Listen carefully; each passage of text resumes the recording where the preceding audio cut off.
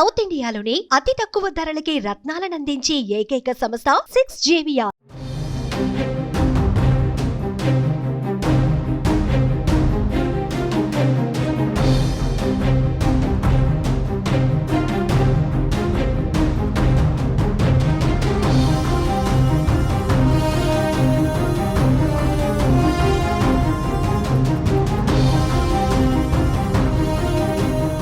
Breaking news. YCP నేత బొత్స సత్యనారాయణ తీవ్ర అస్వస్థతకు గురయ్యారు.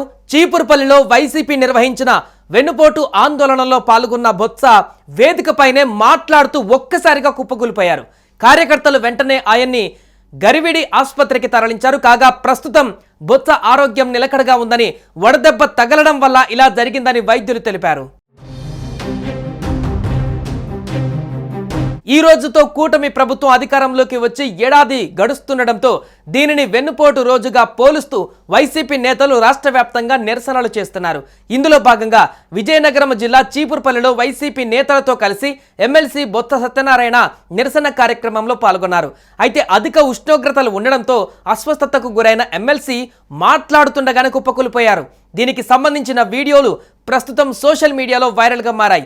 అయితే ప్రస్తుతం బొత్స సత్యనారాయణ ఆరోగ్యం ఎలా ఉందనే దానిపైన ఎటువంటి సమాచారం అందుబాటులోకి రాలేదు. దీంతో పార్టీ శ్రేణులు ఆందోళన చెందుతున్నారు.